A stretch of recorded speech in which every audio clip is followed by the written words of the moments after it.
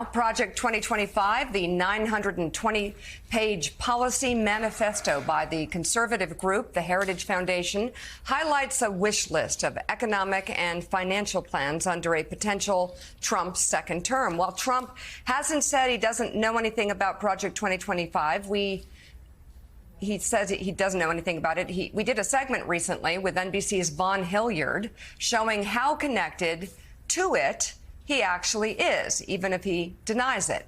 Proposals include higher taxes on lower-income Americans, increased student loan payments, and major cuts to Medicaid. Steve Ratner has made his way to the Southwest Wall with charts on those financial implications of Project 2025. And Steve, your first chart shows there would be higher taxes on the less well-off. Tell us about it.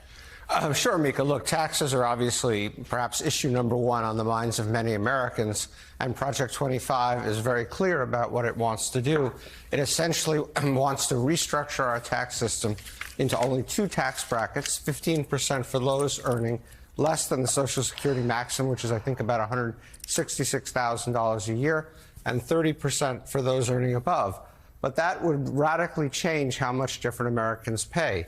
It would actually increase the amount that people making less than $150,000, less than that cutoff, pay $1,000, $2,000, $2,500. They would pay more taxes, but people above the wealthy would pay dramatically less taxes. If you earn $400,000 a year, you would get a tax cut of about $14,000.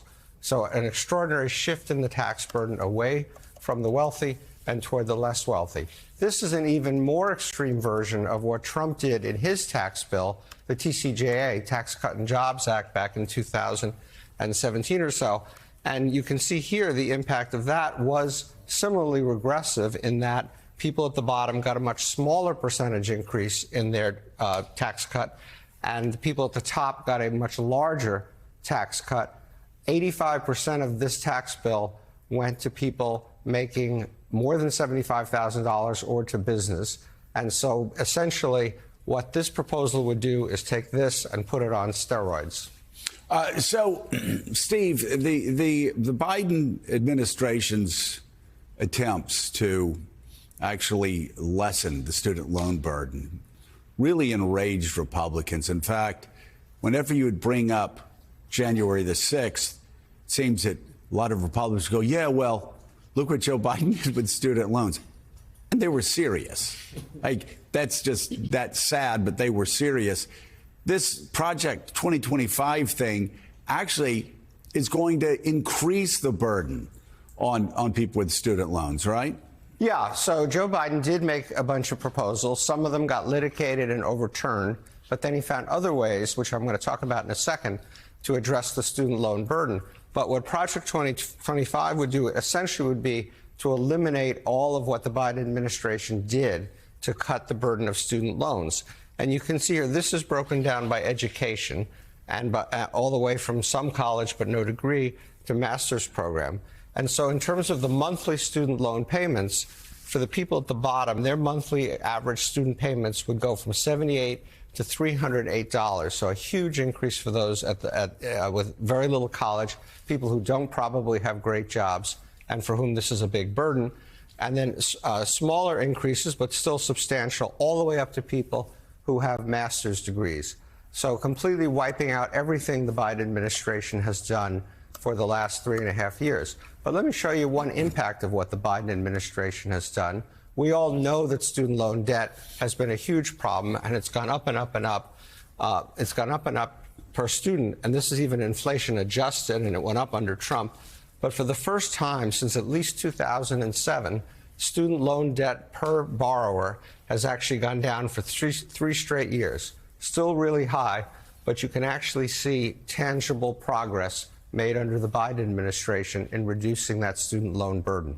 Yeah, and so we're talking about higher student loans. We're talking about higher taxes for working class Americans. And finally, let's talk about the impact that it's going to have to Medicaid. You know, there used to be this idea, oh, Medicaid, that just goes to poor people living in urban areas.